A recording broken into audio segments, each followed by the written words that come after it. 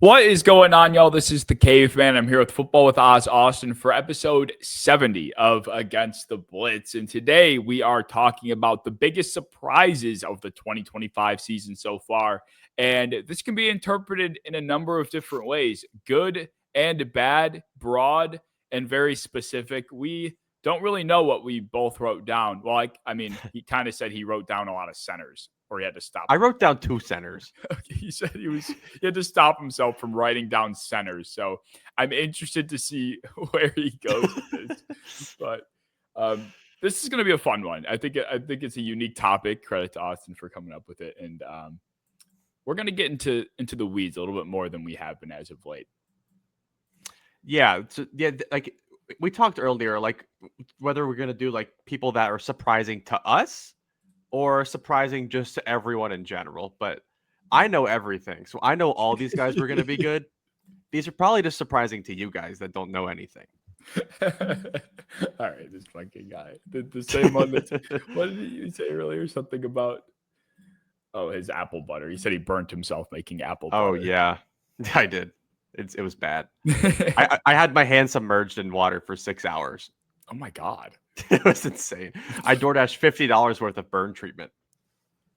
DoorDash? Why couldn't you just go get it? Because I couldn't take my hand out of the water. Oh, my God. All right.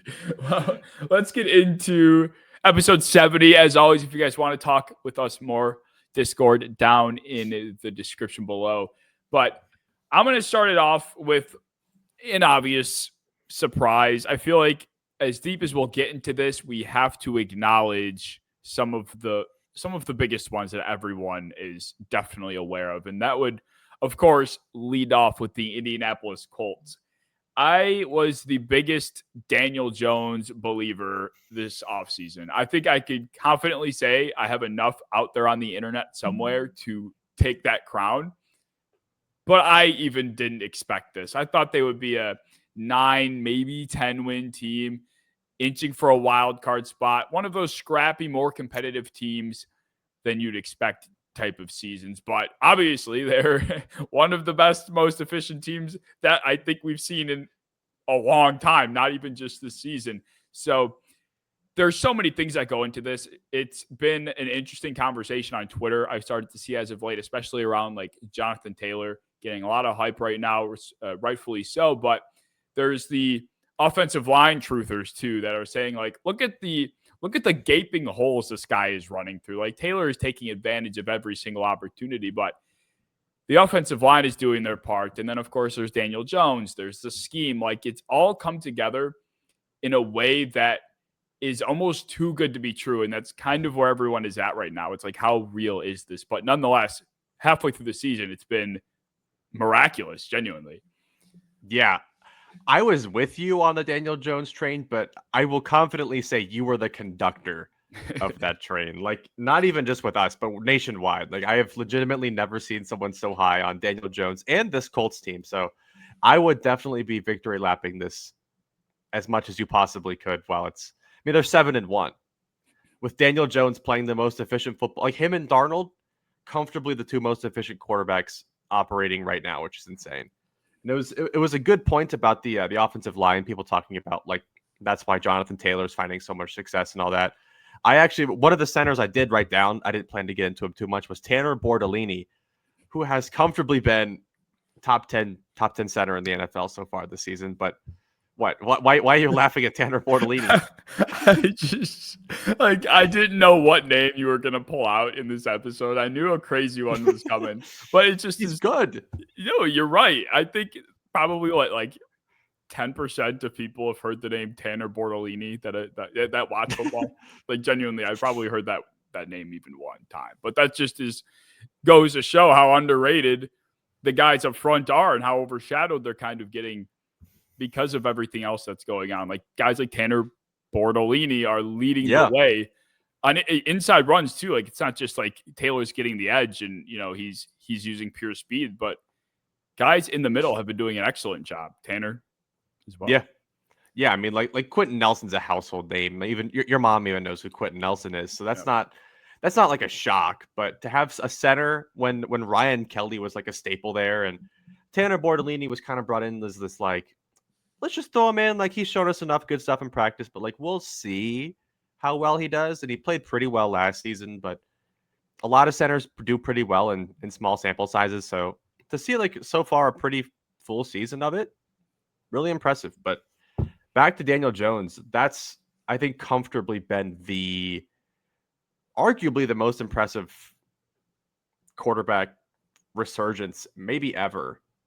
Because even like Sam Darnold last year probably took that cake, maybe even Geno Smith a couple of years ago. But they had so many absences in between. Like they were both backups for like 2 to 3 years in between where they kind of just soaked up all this information.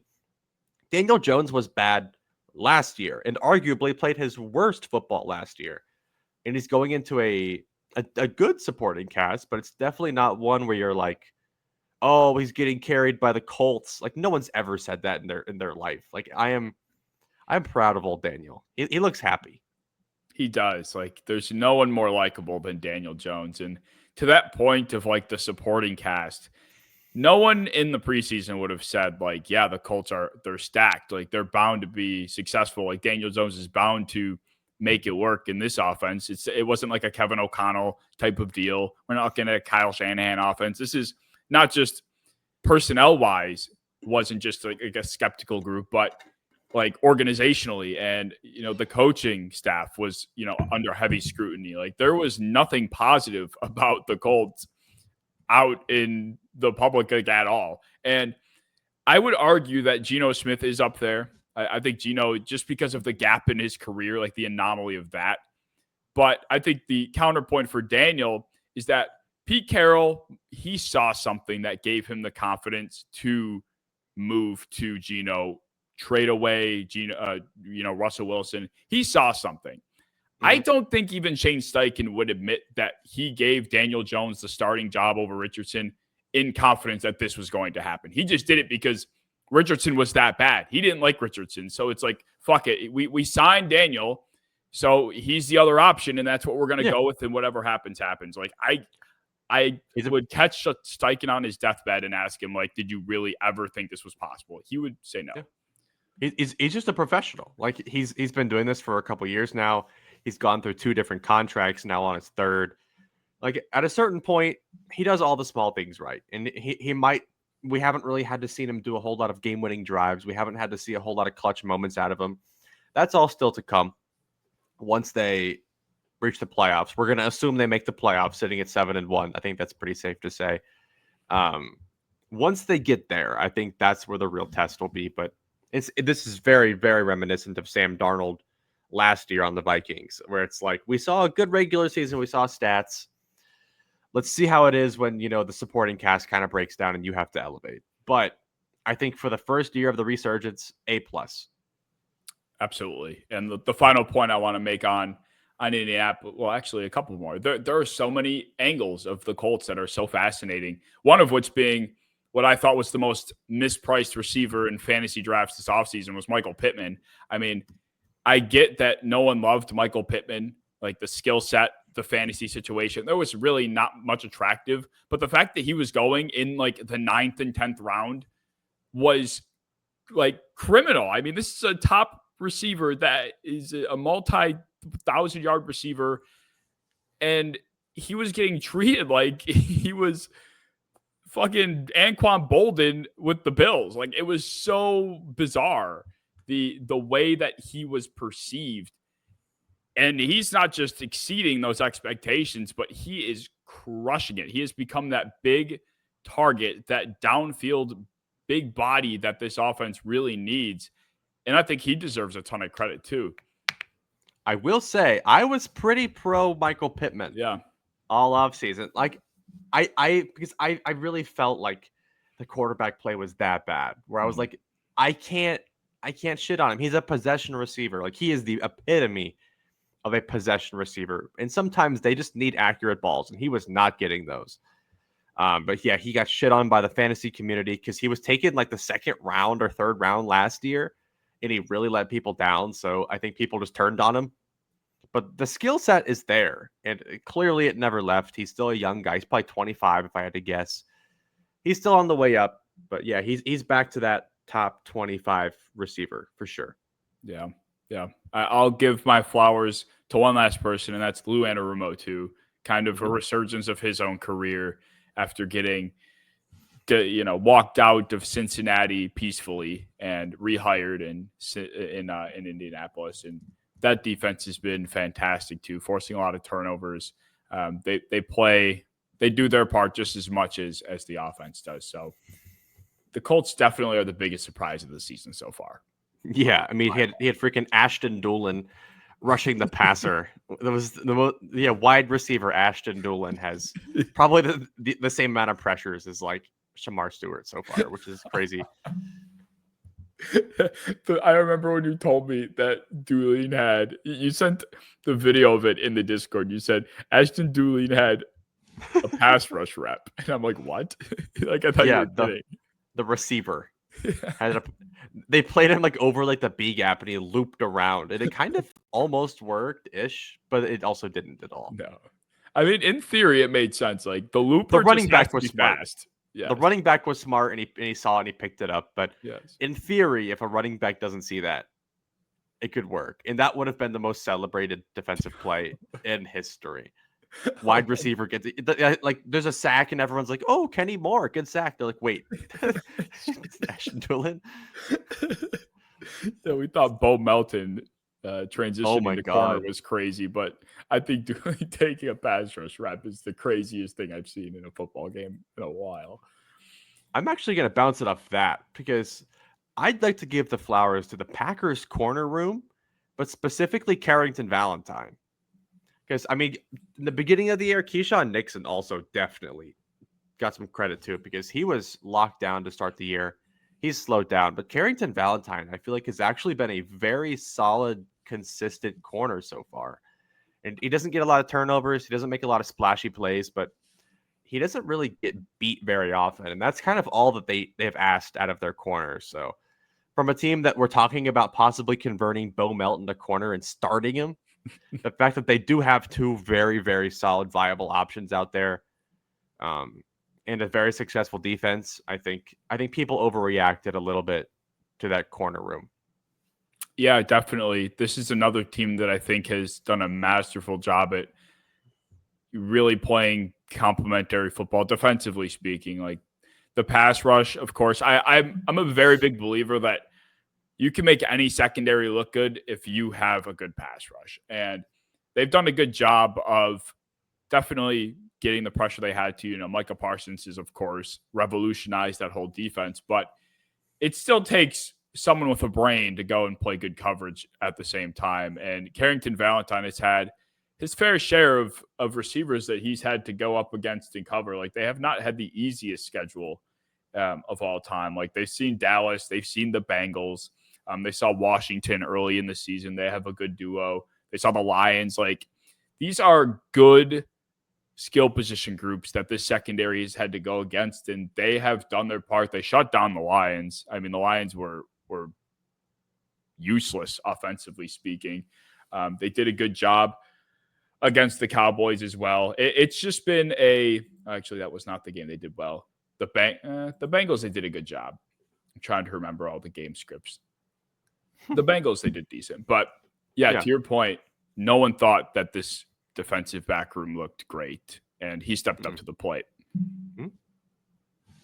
So, my next surprise, I think another one that is obvious but has to be mentioned is how bad BTJ has played this year. Like, I didn't see this coming at all. Like I'm the guy that was making BTJ over neighbors content this offseason. And the good news is for that propaganda is one is playing still and the other isn't. But the bad news is you probably could bench BTJ and it wouldn't be a bad thing because he just has become such a liability for Trevor Lawrence. Like it has disrupted the flow of everything that I think they've wanted to do because this was supposed to be a pass heavy team that ran through two super uber talented, quick athletic receivers. And now all of a sudden they really have a hard time consistently moving the ball. Their run game sucked. We kind of had a feeling that might be the case. So now you pair that with a receiver that really is only able to catch anything toward the sideline, because if it goes over the middle, he gets terrified and he drops the football / doesn't go for it. And then you have Travis Hunter, who they really haven't fully implemented at receiver yet. And I think that has contributed to so much of what's been wrong. And I think BTJ really is the primary suspect in the issues that this core offense has had. Yeah, I mean, I'm proudly pro Malik Neighbors, and it was looking good until he got hurt. But yeah, it definitely. I did not expect it to be this bad. You know, I didn't even think there would be regression. I still definitely thought of BTJ as a 1,200-yard guy, 8 touchdown kind of guy.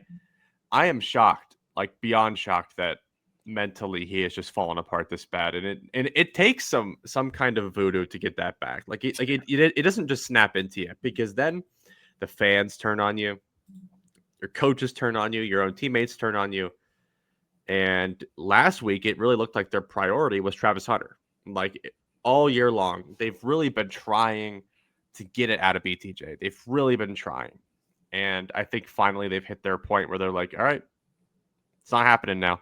We'll try again later, but it's not happening right now. So we're going to go to that receiver corner hybrid that we just traded all of our future for. And maybe, see if we can actually see if he's worth a damn. And he looked really good against the Rams. He had over 100 yards. He was very involved. He separated well. And most importantly, he's not afraid to get hit. Travis Hunter was willing to get hit, go up for footballs, land on the ground hard. He's fine with that. He's a tough dude. So far, BTJ is playing like the softest person in football. Like, I think there are kickers and punters that would go for some of these balls that he's just kind of refusing to go for. And it's kind of sad. It's very sad, because he really was such a game changer last year. And it just is a mindset thing. Like, some of these guys, I don't know. I'm a white, skinny white dude that lived in, a middle-class neighborhood. So I don't really know what hunger and that kind of thing really feels like.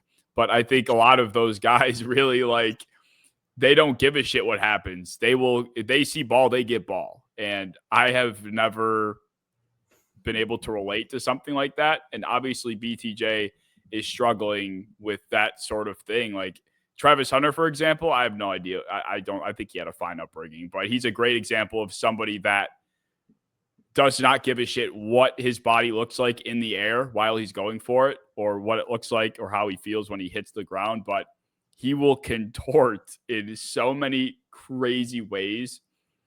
And that's just a mindset thing. Like, I truly do believe that if you are wired that way, that you can make your body do really anything. And Brian doesn't even try to put himself in position to have a shot. So yeah, I don't know. Confirmed. Brian Thomas is too upper class to succeed. That's kind of what we're hearing. He might be like, he just don't got that dog. You hear that he got that dog in him. I'm not super familiar with Louisiana, but I'm not sure if Walker, Louisiana is a place where snobs are grown, but maybe you might be onto something there. But I don't know. I mean, Christian McCaffrey grows up in freaking the hills of Colorado, like something like Denver Ranch, and from like a millionaire dad, and becomes like the best third down running back in history. So I don't know. There might be something to it, but BTJ didn't. He made it, but he got too much money now. Yeah, right. It's over for him. All right. So genuinely, like Daniel Jones, that's a huge surprise. But to me, one that almost matches it for his level of play so far is Javonte Williams, running back for Dallas. Like, this was a team where we were like, okay, so they drafted a bunch of guards. Like, this team is built to run the football, and they're going with Javonte, Jaden Blue, and Miles Sanders. Yeah, okay. And then Javonte comes out week 1 and is just punishing people, and we're like, okay. He does that sometimes. Let's give it a couple weeks, and then he just keeps punishing people. And right now he has 633 and 8 rushing touchdowns. So like at a certain point, we got to be like, is he like actually back? Maybe he was just hurt and overused, and now that he's behind a good line, he's actually genuinely a good running back. Yeah, I thought like usually like the whole injury thing with Javante was something I wasn't like hearing. Like I don't know, there weren't many Javante Williams truthers 4 months ago, but the few that I heard were pro Dallas offense, and he's now 2 years removed from his knee injury. And Yeah. usually I feel like that 1 year is it's not that it's enough to be fully recovered, but you at least will start to see shades of that running back he used to be. And it just didn't seem like he had that power anymore. Like he was one of the angriest runners of the 2020s. Like the highlight tape Javante Williams has is unbelievable in his rookie season. And I mean, some of my most viewed TikToks were just literally Javante Williams highlights, like him just pulling people, dragging people, and running through them for 5, 6, 7, 8, 9 more yards. Like it was insane. This was like the closest thing to Marshawn Lynch I feel like we had seen in a while. And then he got hurt, and it just never felt like it was the same. But this year, it's a combination of a high powered offense, but he just seems to have that grit again. It's awesome. He's like so fun to watch. Yeah, it's not like he's just putting up empty stats. Like legitimately on tape, he is fully back, and it's not crazy because he was a fantastic running back prospect, taken in I believe the second round, and he was very very impressive his first 2 to 3 years, probably 2 years in Denver, and then injuries piled up on top of some shaky offensive execution where everybody didn't really look their best. Cortland Sutton didn't look his best. Everybody that we know is talented didn't look their best. And now he finally is behind a good passing offense. Take some heat off him. He has a really, really good gap scheme blocking in front of him. Like everything about that offense is tailor-made for a guy like him. And I wish I had a little bit more faith. I was kind of just sad that he was no longer Javante, and I kind of just shoot him away like another washed running back at 25 years old. But no, he very much looks the part. Definitely. The only thing that's annoying about it is that Jerry Jones probably thinks he's the biggest genius of all time because no one thought this backfield was going to work. And now here he goes. He goes to the free agency bargain bins and and steals Javante Williams. And all of a sudden it turns out to be like this vintage Gucci bag, and he makes a gajillion dollars. Like, you're not smart, Jerry. You got lucky. That's like my entire closet. It's like things I thrifted, and I find out that Zara shirt that I found is actually worth $85, and I'm like, oh, cool. It has a pen stain on it because somebody washed a pen with it, but at least I got something out of it. That's cool. But yeah, and he should be thankful for that because Jaden Blue is actually like the worst thing of all time. He got like one snap and fumbled. And everybody that was against him in the draft is just victory lapping immediately, me included, because I'm shameless. But yeah, if Javante didn't work out, what we've seen so far from Miles Sanders and Jaden Blue, that would have been the worst running back room possibly ever. So I am glad that Javante worked for Dallas's sake because their defense sucks and their backup running back sucked. So they need all the offense they can get. Yeah. If Javante wouldn't have worked out, then they really wouldn't have any excitement. It would be Dak, CD, and Pickens, and that's fun and all, but I think Javante is like the smallest bit of fresh air for them to like, okay, it's not all that bad. We have a really good offense and a balanced offense. You can run, you can pass. Like it's a big deal. And Tyler Booker deserves his credit too. Mm-hmm. The rookie guard. Everybody was just so pissed off that he was drafted that high. They're like, "What's this fat ass getting drafted 12th overall?" Oh my god! But like he's genuinely good, and I liked him once I knew what team he was going to because he's such a cowboy. Mm-hmm. But if he went to like the Vikings or something where they're pulling him and he's getting out in space and having to make but like downfield blocks, I hated it. If he was a Bengal, I would not love it. But Cowboys specifically, I was pretty excited, and I had my apology after he was selected, and I did then turn it around saying I thought he would be good, so I am happy he's good. But yeah, he had his fair share of haters. They all wanted Matthew Golden over there. Yeah, I don't know who I would have preferred them to draft, but I was definitely I won't say I was anti Tyler Booker to the Cowboys. I think I was just kind of anti Tyler Booker that high was That's probably fair what too. it was. I'm usually anti guard that high in general, so that's not a bad assessment at all. Like it's usually very much a low ceiling move, but if he can impact the run game that much, him and Javante, I'm here for it. They Yeah, needed it. agreed. Who's your next guy? This one isn't like directly football related, but it popped in Oh, my head, and I have to say it now because I've been meaning to talk about it with you. I'm just so shocked that Terrion Arnold is actively moving on these podcasts like he's actually a good football player. Like he is on podcasts with Pat Surtain. They're talking about like their welcome to the NFL moments and some of their best plays. And it's like Terrion Arnold is legitimately like a benchable corner, and Pat Surtain is yes. a cornerstone defensive player. They're just so further apart, and Arnold like jumps into these conversations as if he's like anywhere close on the same stratosphere. Like, how the fuck did this even? How did they go to the same school? Like, how did this? They both went to Bama. Yeah. Okay.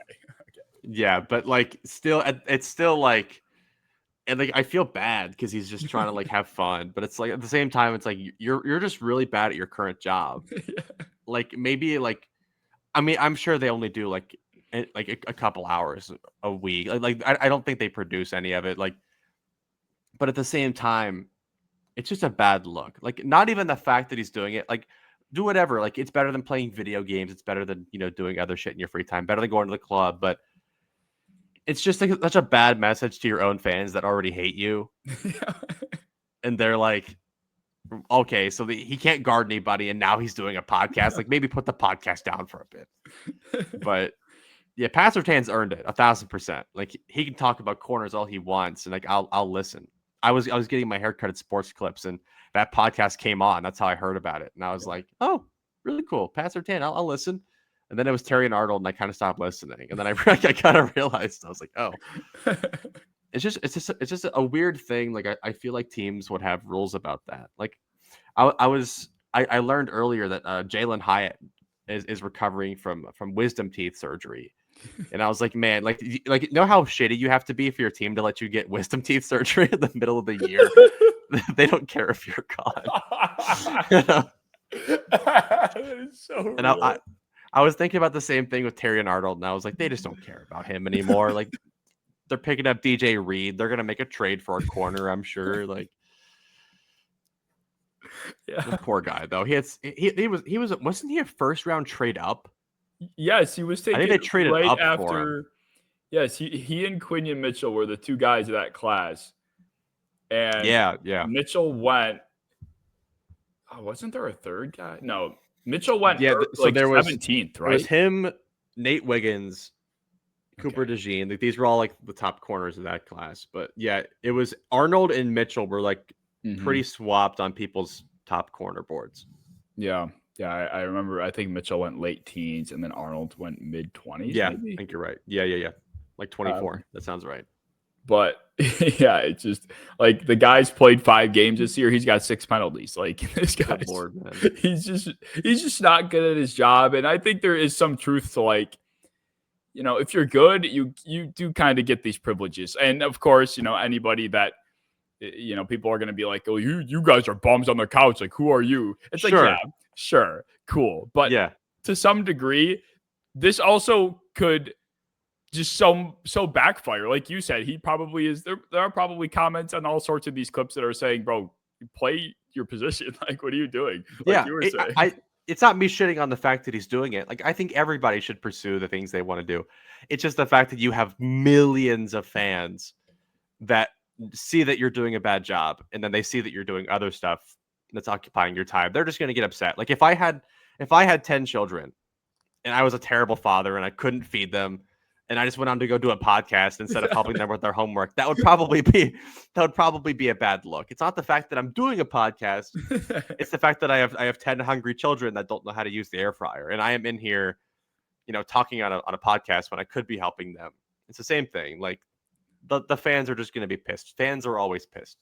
Yeah. You're just kind of setting yourself up.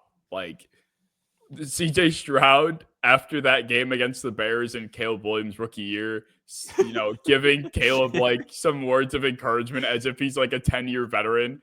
And then that's the only clip I see circulate when that motherfucker throws an interception. It's like bro was moving like he was a 15-year vet that's thrown for 35,000 yards, and now look at him. It's like he's been on the same level as Caleb. He's like, head up, bro, like it's all good. And then literally, and then he just has like he's been playing like he's been better the last 2 weeks, and it's not his fault, but it's just the fact that he's like giving advice to a guy that's like on his level at that point. Yeah. It's just like a weird. It's such a Jalen Hurts thing to do, but not even, because Jalen Hurts is at least like he knows how good he's earned it. Stroud is like had one kind of good year, but the production wasn't even good. It was like very, very league average. Yeah. He was, after his rookie year, Stroud was moving like the biggest celebrity out there. He was on all sorts of podcasts. Dude. He was doing all sorts of media stuff.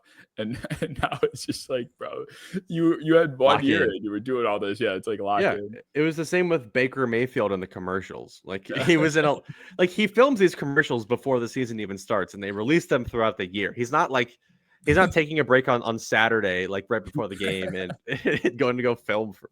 Like he's not doing that. People just get pissed anyways. Yeah.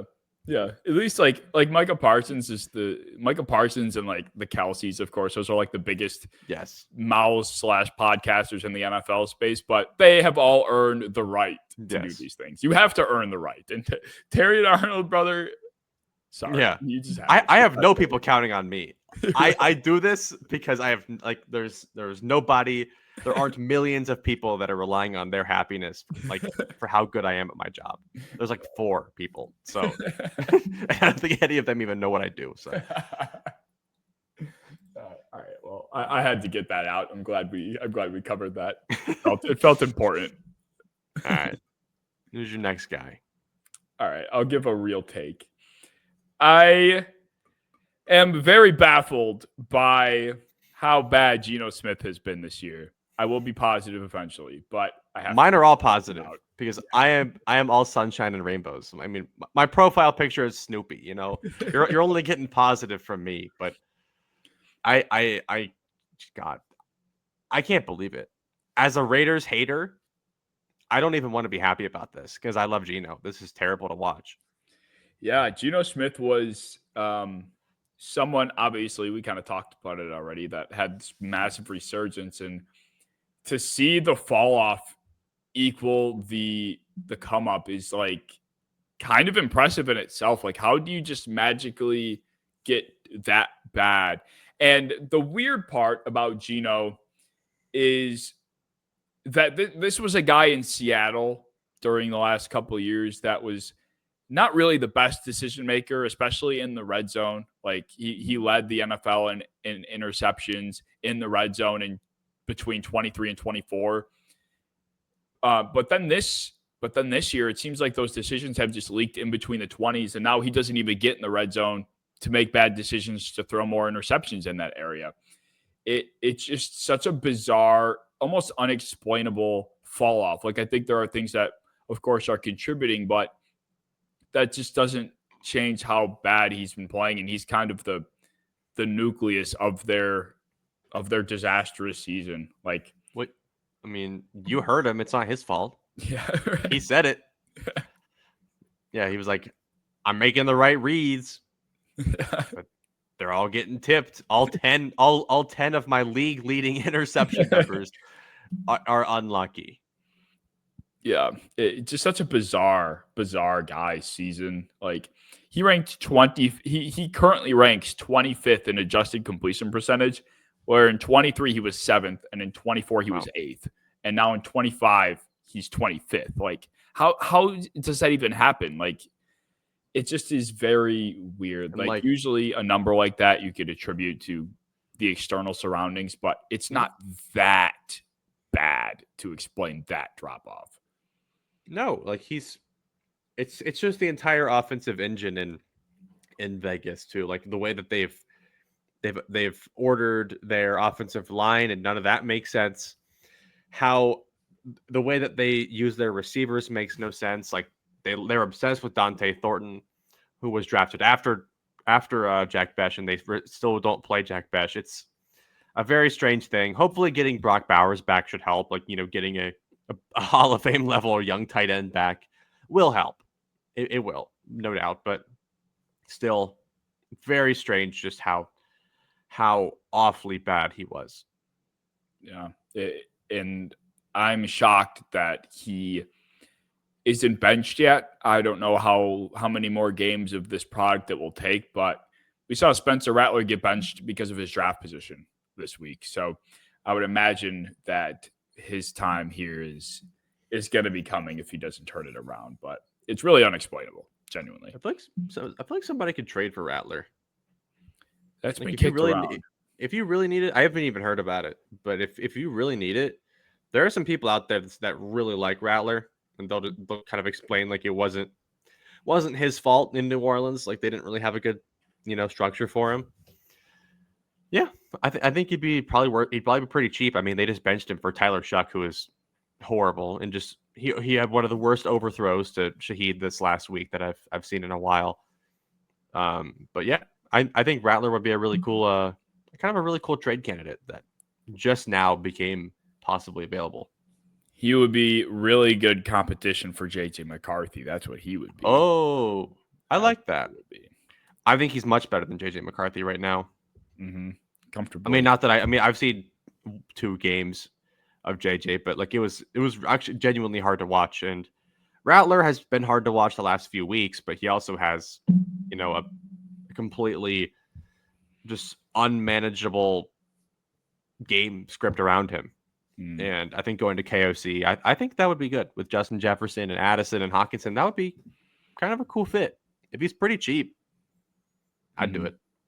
At least they would have someone else to turn to. Like Carson Wentz is dead, so even if they tried their absolute hardest to keep McCarthy off the field to the point where they did kill Wentz, so now he's dead, and now you have to play McCarthy. So what are you gonna do? Bench McCarthy, who you took 10th overall for Max Brosmer? Like you're not ever gonna do that. Not this year. At least if you have Rattler, like you can turn to him and say, okay, we traded for this guy and he's shown flashes and it makes sense. But now you have no one else to turn to, and McCarthy it's do or die for him in the Vikings, and that's not good.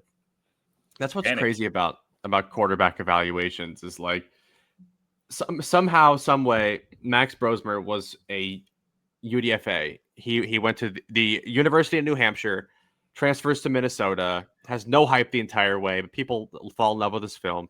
JJ McCarthy has very, very mediocre film, but he was a 5-star, then goes to Michigan. They win some games with a stacked cast, and then puts up no production, but he's drafted top 10.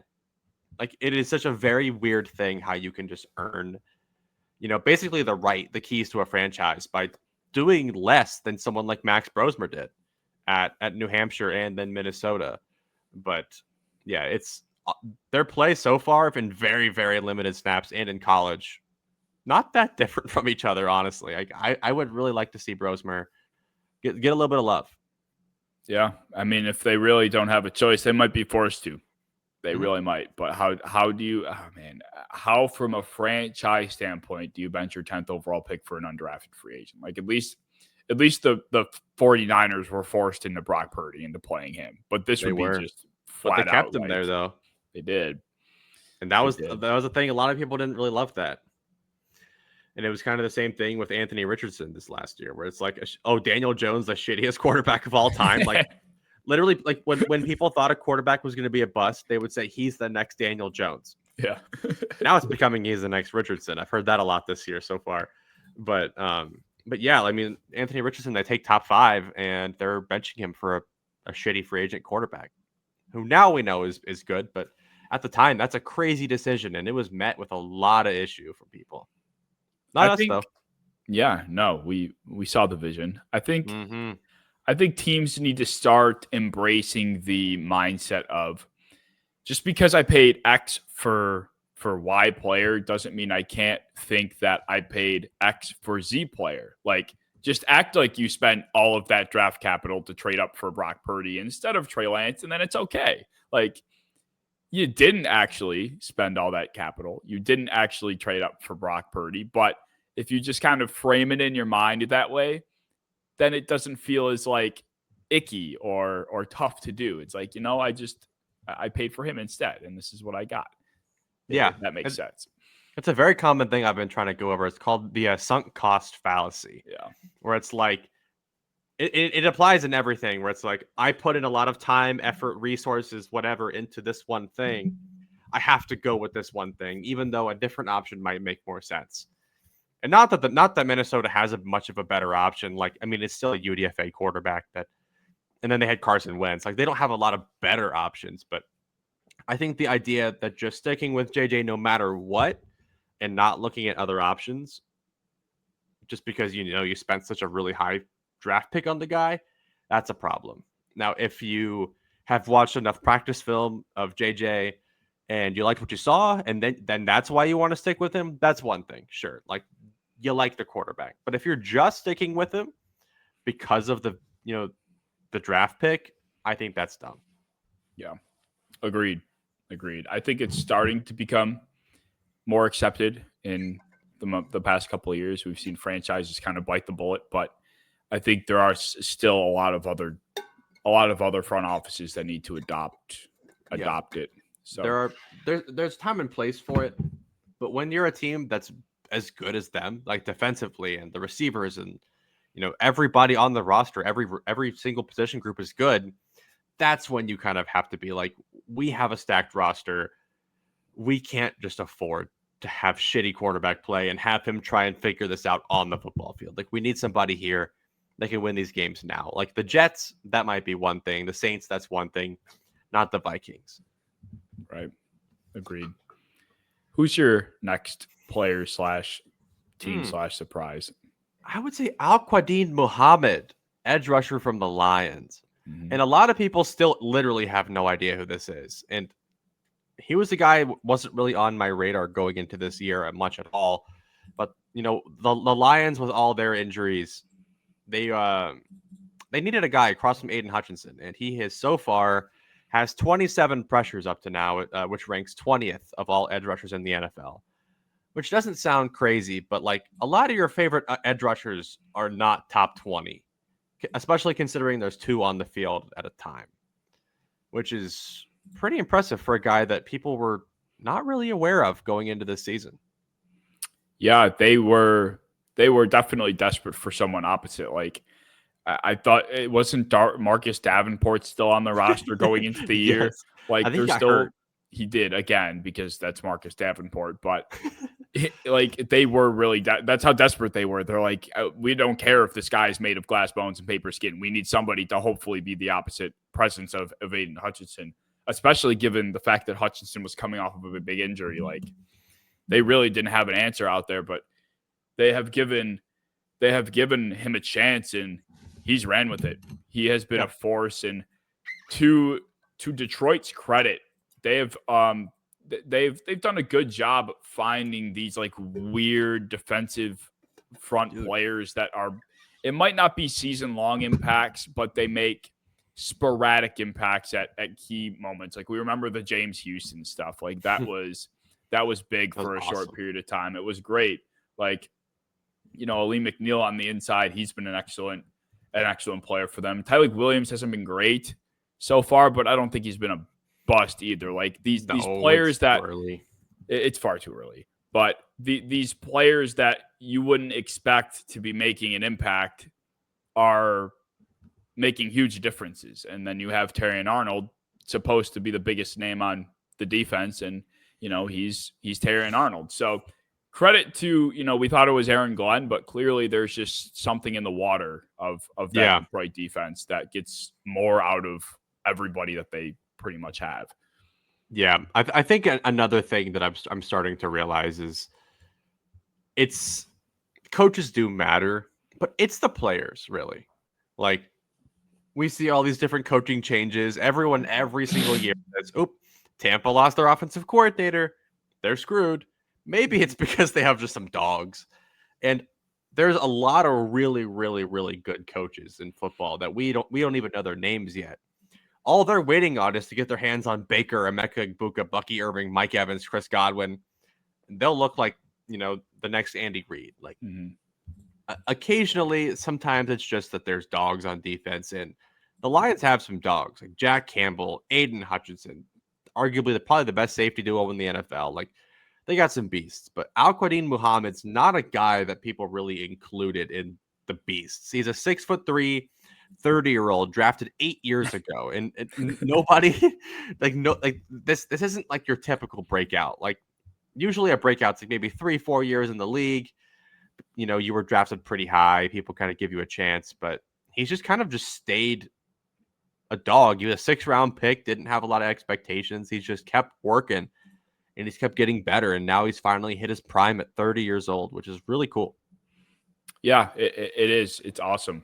I love seeing like these weird long-term players just suddenly burst on the scene. Like Zach Bond, perfect example. Yeah. Kicked around all sorts of positions, different teams, and suddenly just comes out of nowhere. And obviously that's like the dream, is to have a Zach Bond come out of the woodwork. Like, every team would love that. But even players like Muhammad, who are closer to a role player, but still making such a bigger impact. It's such an odd time in their career. It's one of like the most unique and cool things about football, is I feel like this happens a lot in this sport. And I guess maybe I'm not educated enough to know, maybe for like basketball, for example, if this happens as often, but not like this usually. No. There was like that.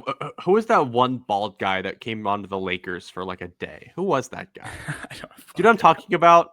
When was this? Like 7 years ago. No, I would never know. He was so old.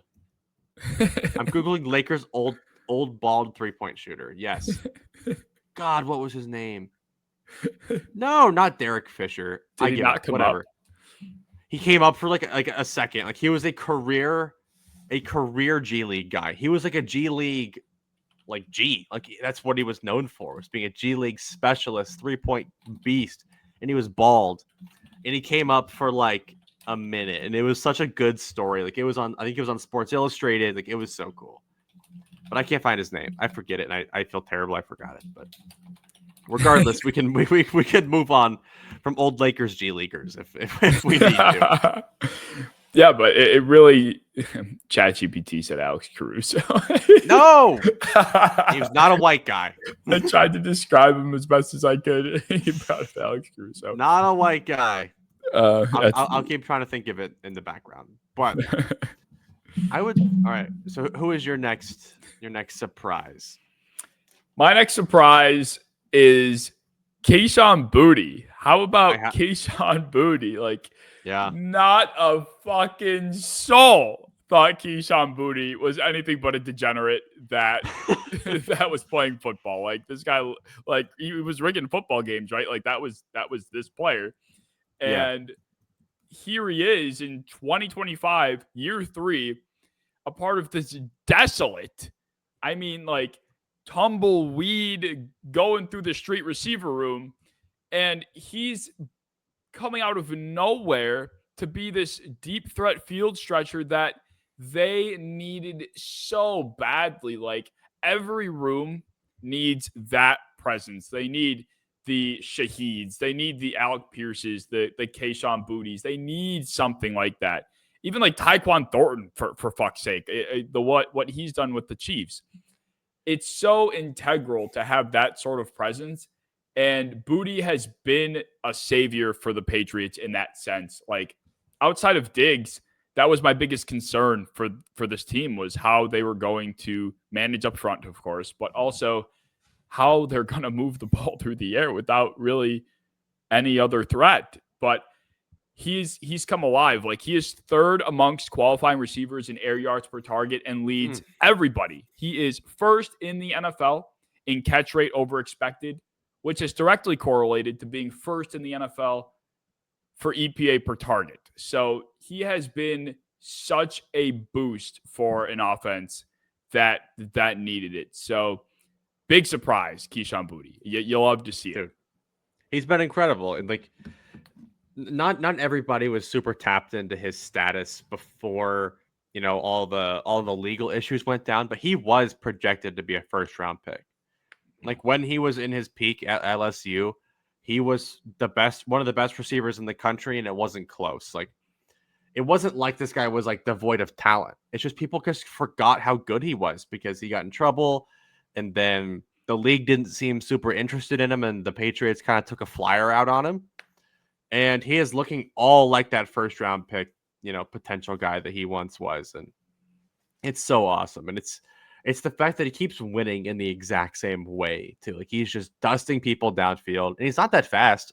Like, if you would have shown me just a picture of his face and nothing else, I'd be like, yeah, he's probably a pretty good guard.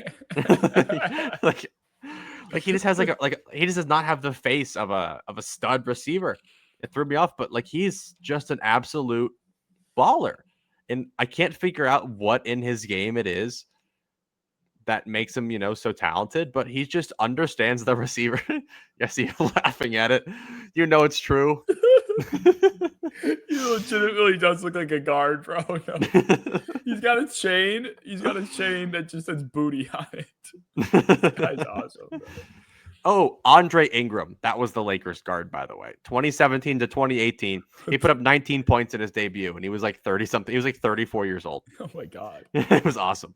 But, yeah, going back to Booty, it's a surprise because this isn't like his rookie year either. Like, this isn't like, you know, this first-round talent that, you know, gets his chance in the NFL and he proves everyone wrong immediately. Like, going into this year, we knew it was Diggs, and then it was, I don't know, somebody else. A lot of people thought it was Kyle Williams, the rookie receiver from Washington State. He had done shit. Pop Douglas had a lot of hype. Efton Chisholm, where the hell's he at? Yeah. But yeah, overall, it's just been Booty. Like, he has been by far that secondary option to them, and everybody else can go kick rocks for all I care. Like, he's been secondary. Shit, he might be primary soon. Like, he has been legitimately that solid. Like, Diggs, we don't know how long that's gonna last. You can't ever count on Diggs to be a long-term thing with your team for one reason or another. But yeah, Booty, count him in, throw him a contract. Let's see what happens. I'm a believer. Yeah, I think the Patriots probably are too. I think if they don't end up really moving for any sort of talent out wide at the deadline, it's because they have that faith in Booty. So whether this is a long-term thing or not, I think they would be foolish not to try and find out. And Booty would be foolish to not commit. So I think this will be a duo between May and Booty, assuming he continues at this level, that we see for a bit. Whether it, you know, elevates or not, I think this at least will be his role, and he will be good at it and carve himself out a nice, like, you know, 6-year career kind of doing this with Drake May. Yeah, it'd be awesome. It would. All right. I'm down to 2 quarterbacks. Do we want the young one or the old one? Older. Let's go the older. How about Mac Jones? That's kind of been my surprise. That's kind of been a little bit of surprising to me, is the guy comes in not to a healthy Niners team. He doesn't even have Brian Thomas. He doesn't have an Ayuk or a Pearsall or a Kittle. He has McCaffrey and then freaking like Jawan Jennings with 5 broken ribs and Kendrick Bourne. And he's putting up like 350 a game, and they're winning. Like, last week wasn't his best showing, but outside of that, he has been pretty damn stellar. And they played the Texans, who are the best defense in football right now. So I'll cut him a little slack. Like, it has just been shocking how good Mac Jones has been. Like, he almost makes it a conversation of like not putting Purdy in or not rushing him in anyways. Absolutely. This is a top 32 quarterback. Like, the fact that we are here in 2025 saying that Jacoby Brissett and Mac Jones are top 32 quarterbacks, I, for one, am not too shocked. But I think that it just goes to show that just because these guys aren't starting doesn't necessarily mean that they couldn't at least outperform a select handful of other guys in the current moment. Like, the whole Jacoby Jordan Love discourse we shared just a few weeks ago. Like, yeah, sure. Long term, overall, no one in the right fucking mind is taking Jacoby Brissett over Jordan Love. But given the sample size of what we had seen up to that point, I don't see why it couldn't have been a conversation. And that is exactly what we're seeing right now with Mac Jones and Brock Purdy. So it's cool because Mac like really embraces this double-edged attitude of being extremely prepared and serious, but also very light and fun and carefree. Like he cares more than anybody out there. You could tell he's like limping, like literally like seems like he's half dead on the field. But then he'll like gritty after he scores. Like it's just he is just always so energetic, and he oozes that, what's that word when people like pick up on your energy? Yeah, charisma. It's like the kids say aura. Aura. Yeah, is that what I wanted? The kids say aura. He's oozing. Mac Jones is oozing all over my field. Okay. But yeah, he is just he's like a QB coach's favorite quarterback. Like he might not have, the arm slots. He might not be able to throw from a 3/4 arm slot on the run. He might not be able to, tuck it, and you can't call a draw. Never call a draw with Mac Jones, but like he can execute really any and every simple passing offense, and he can hit comebacks, and he can, get the ball out on time, and he can do it with any receivers. Like he legitimately dominated the Rams on Thursday. Like I confidently was like, there's no way Mac Jones doesn't get sacked 4 times in this game. I put the Rams in on fantasy. They got me 1 point. And I was like, God damn you, Mac Jones. Kendrick Bourne had like 160 yards and 2 touchdowns. I was like, oh, great. Yeah, I think Mac was another guy. Like he was drafted highly. He had a great rookie season. And then I'm trying to double check if 2021 was Mac Jones's rookie year, right? Mm-hmm. Yeah, same as Trevor, Justin Fields, Zach Wilson, like that whole squad. Yeah, the biggest change was the transition from Josh McDaniels to, was it Matt Patricia? I can't remember who took over. Matt Patricia was. God, he was. I think he was only the D coordinator, and he was only the head coach of the Lions. Okay. Whoever took over, basically what I'm saying is he was subject to a transition of offensive coordinators. And I think that really did him a disservice from year 1 to year 2. Like McDaniels, sucked as a head coach, but there's no denying his ability as a play caller and as a scheme creator. Like he did great with Brady. He's done great with Drake May so far. He had he had Mac Jones excel in his rookie years. So I think if Josh McDaniels would have stuck around post 2021, Mac Jones would probably still be the starting quarterback for the Patriots. And who knows if that would be good or bad for them right now, because they wouldn't have Drake May. But yeah, I'm looking at their OC history right now. It's bad with him. Oh boy. They had McDaniels. They had Bill O'Brien was out there calling plays. They had Alex Van Pelt out there. It was bad, man. Like, what the fuck is he supposed to do with that? I have no idea. I can't even find who it was in 2022. Did they erase this guy off the face of the earth? I don't think they killed the guy. Yeah, PFR just has other what notable assistants. Yeah, they had no offensive coordinator in 2022. Yeah, that's insane. The offensive assistant was Joe Judge. Yes, who made a living as a special teams coordinator in the NFL. Like, what the fuck? They expected Mac Jones to excel without an offensive coordinator. Yes. Yeah, they had that's crazy. It's not even like they had an Andy Reid or a McVay or an offensive-minded head coach. They had a borderline schizophrenic Bill Belichick, who at that time we didn't know he was teetering on the edge of insanity, but obviously we knew he was getting close based on 2025 standards. Yeah, he was left out there to fucking rot. I would love to get Mac Jones on the Terry and Arnold podcast after he's done, we can hear him talk about his experience with Joe Judge. He's a class act, though. Like, I don't think he would talk shit. I think he's like, yeah, man, it was all good. Like, I got it all done. We're here now. Yeah, and then he would just talk good. Like that's all he is. He's a pro.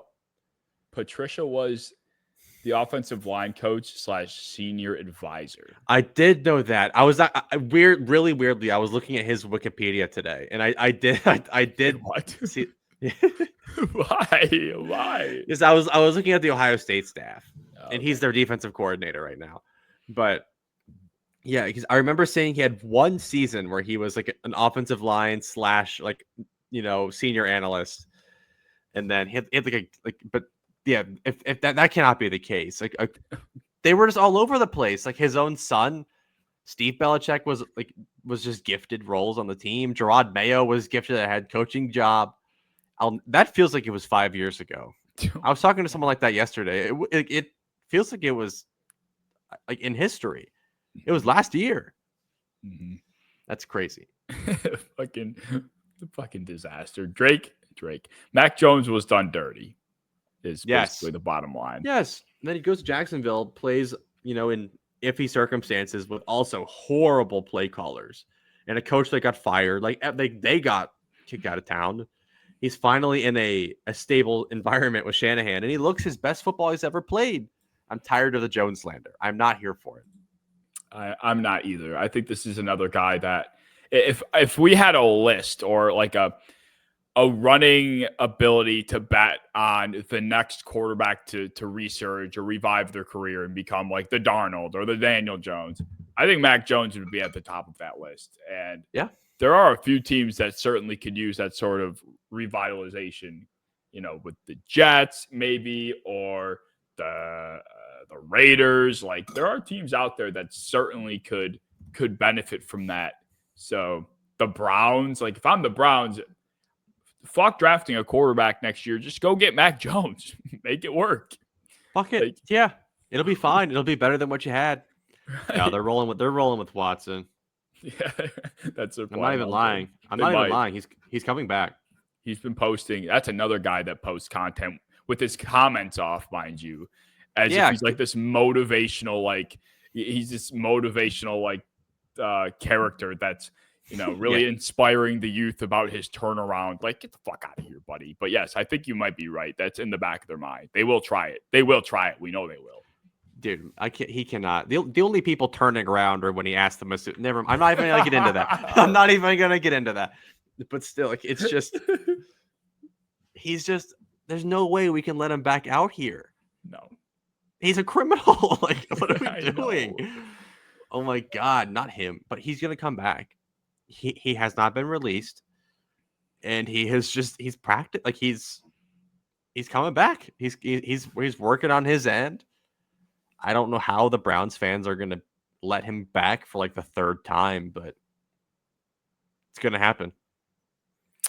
Yeah, it might. This is like the longest injury ever. Jesus Christ! I don't know why.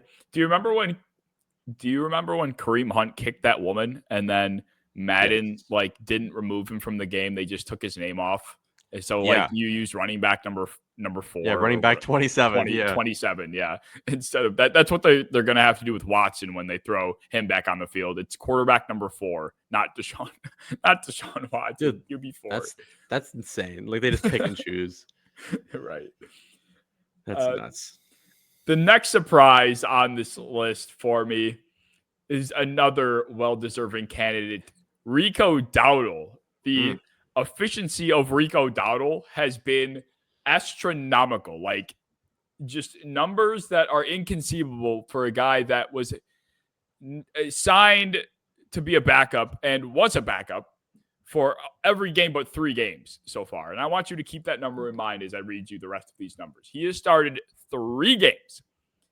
And in those 3 games, he has managed to muster up, well, I guess on the season, he's managed to muster up the 9th most first downs picked up by any rusher.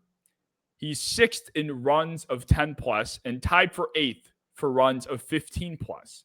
He ranks 3rd amongst qualifying rushers in EPA per rush, and he's only played 3 games. Like I said, comparatively to Chuba Hubbard, who has started every game he's played pre and post injury, ranking 22nd in EPA per rush. He's tied for 29th in first downs picked up, 39th in runs of 10 plus in 6 starts. Like, it is wild the contrast of player here. And I think it's kind of like an old Yeller situation. Like Canales is like, he knows what he has to do.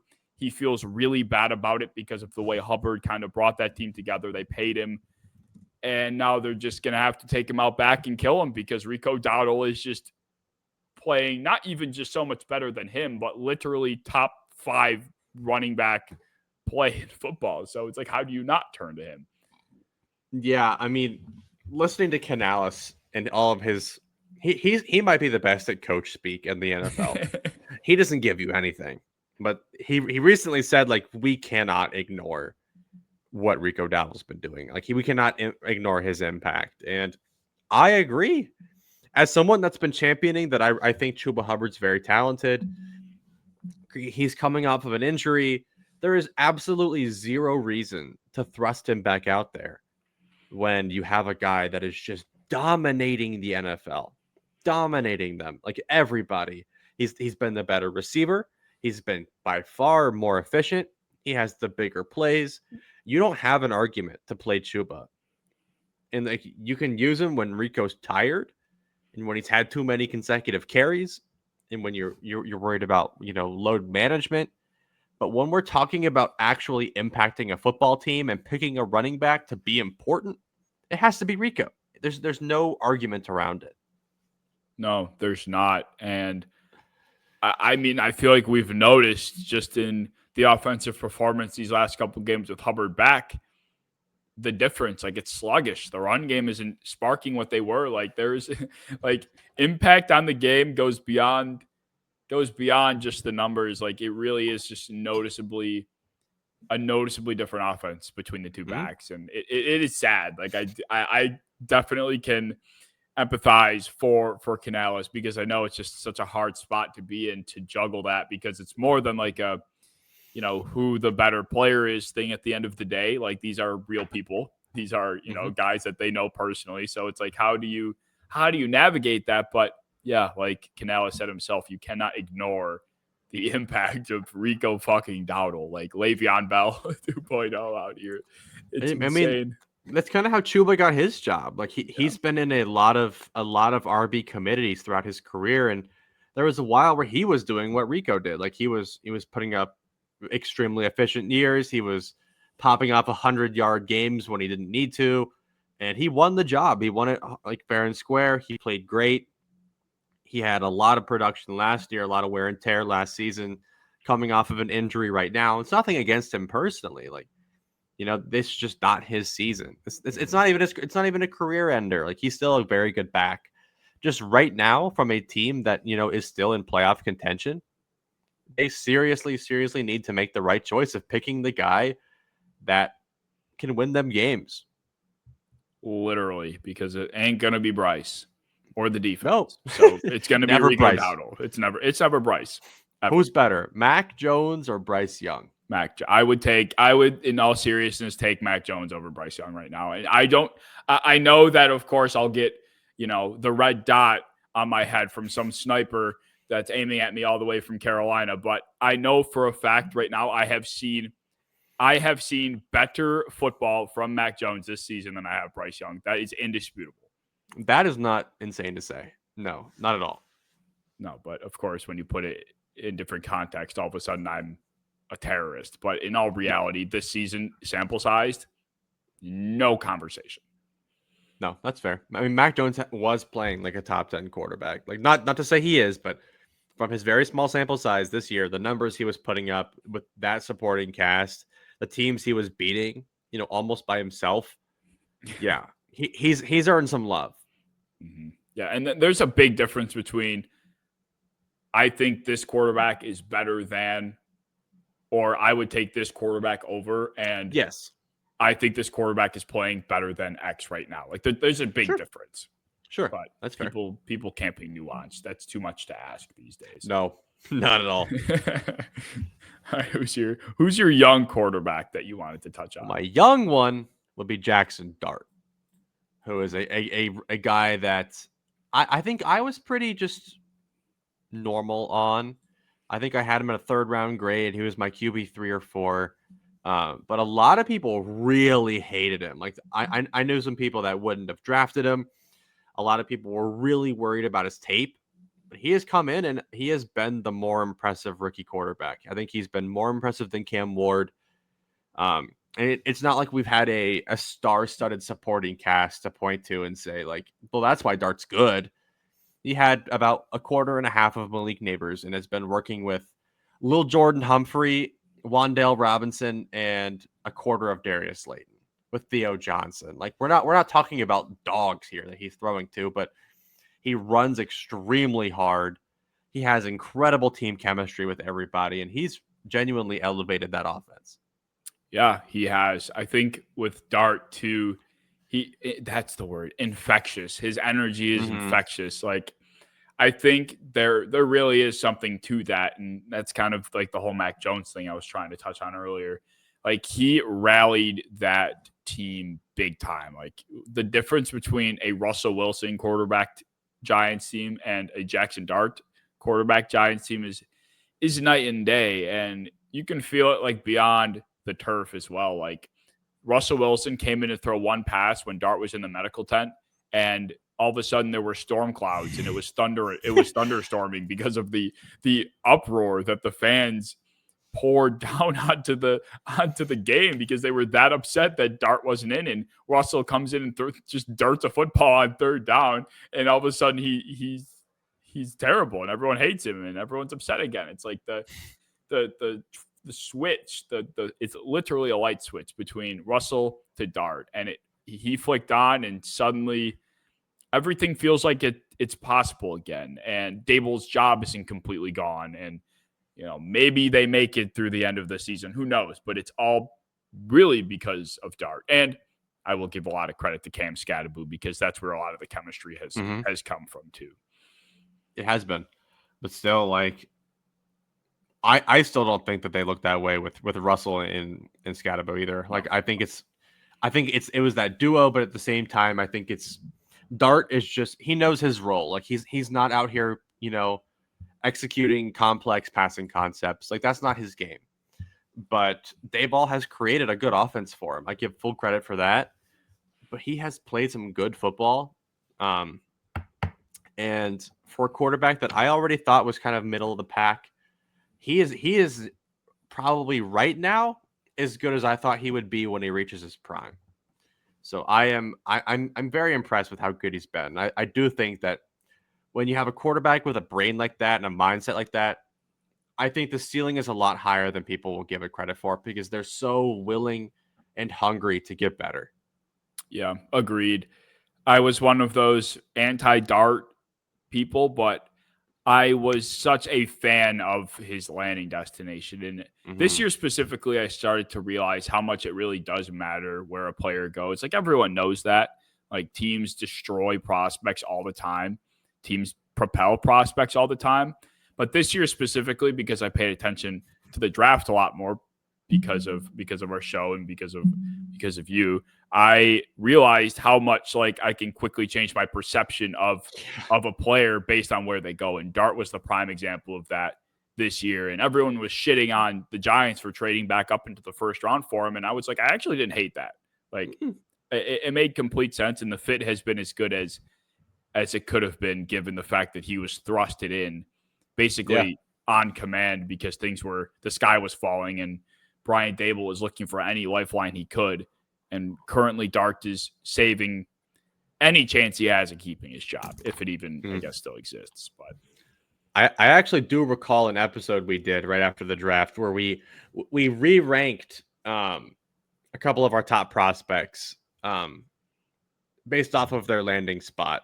And I actually do recall you putting Dart at QB1 after that because Cam Ward was the consensus QB1, but not with that supporting cast. Like that was the guy that we both thought would be the best quarterback in the draft, but adjusted wise, yeah, you changed your mind to Dart probably having the best career out of them. And so far it's looking right. Cam Ward has really, really struggled. A lot of the tape guys will say it's not true. It's true. Like he has really had a lot of struggles, and while it might not all be his fault, I don't think we can look at Dart and say he's had, the best supporting cast or situation either. And he's he's really made the most of it. And I think that's a big difference. Yeah, the thing with Ward, not to branch off too far, is we all understand that the situation is dog shit, Mm-hmm. and you get a lot of grace when that's the case, but he also is making like errors that are egregious enough that you can blame him for also. Like Yes. he has had a bad fumbling problem. He has had a bad issue, taking big sacks. Like we knew these would be things that exist because of Cam Ward's play style, because of the offensive line and the weapons. We knew it. But there have been like egregious enough errors to where it's like, Cam, dude, like do yourself a favor. Like make it so we can't blame you at all. Like it's Yes. we already are not going to blame you, but you cannot do things so bad to where we're like, how, like, Cam, don't do that. And he's had a lot of those moments. I didn't even like this year. I didn't honestly didn't even plan on critiquing Cam Ward whatsoever. I was just going to go into it saying, he doesn't have a single thing going for him. I'm not even going to look at him. But yeah, he has as bad as it's been. He hasn't given us enough good out of that, except for a couple downfield seam shots and a couple really nice tight window throws a game. Not a lot of great execution in there, and it definitely makes you worried. But yeah, I mean, the rest of the quarterbacks haven't done much outside of Dart, so you can't get mad at the Titans for picking him. And I'm still going to give him a ton of grace because the supporting cast does suck, and his coach was horrific that they had to fire him before midseason even hit. So I'm still washing my hands on this year. I'm not even counting it against him, but so far, Dart's QB1. Yeah, I am concerned for the long-term career of Cam Ward. Like this is the type of rookie season that ruins a prospect. Like, all that promise, where did it go? And it could be, hopefully not, but attributed to the disaster that this season was. But sure. My final surprise of the season is not a player, it's not a team, it's not a podcast, but it is how the new kickoff rules have mattered. Like this has been a genuinely large surprise to me. And maybe that's because I didn't pay attention to how big of the changes like they actually were. But over these past couple of years, they've kept, kind of flipping the rules around, and I kind of stopped paying attention. I'm like, sure, whatever. Like I'll figure it out when the first kickoff happens.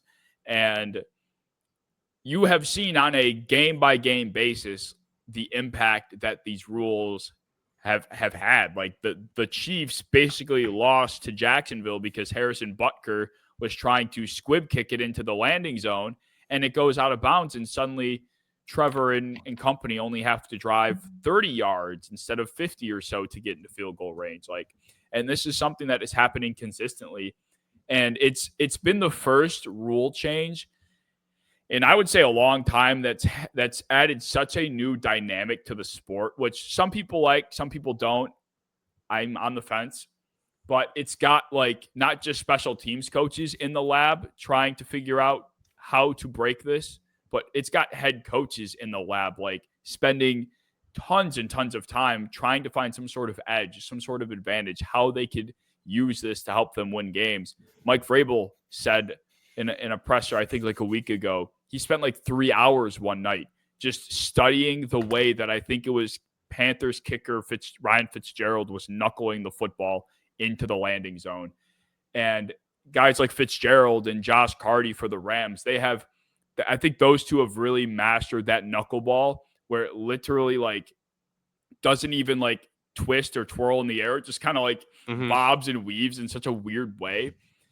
And they've benefited. The average starting field position of opposing offenses when those two guys kick is just 25.3, which is the lowest in the league. And that's a massive advantage. Like when some drives are starting at the 35, the 40, the 30 even, like those yards really do make a huge difference. So it's been a massive adjustment for teams. And I think, it might not be making much of a difference for the Panthers, but at least for the Rams, like I'm sure it is grand scheme helping their defense quite a bit.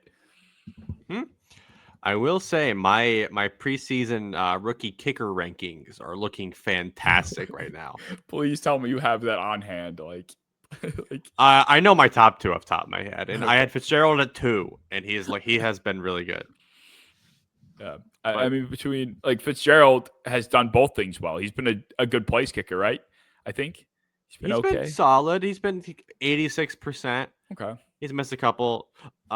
Patriots kicker, Andres Borregales. He was Mhm. my kicker 1, and he has been on fire. Yeah. That is so far my most successful position group scouting is kicking. But yeah, I think I'm kind of a fan of the kickoff rules. I mean, it was literally just an excuse to go to another commercial before. Like it was commercial after the score, kick the ball straight out of bounds, like right into a fan's lap, and then it's another 2 minutes before we get to watch real football again. But this is at least encouraging something, because if not, let's just take it away altogether, because we were not getting kickoffs, like literally out of the back of the end zone every single time.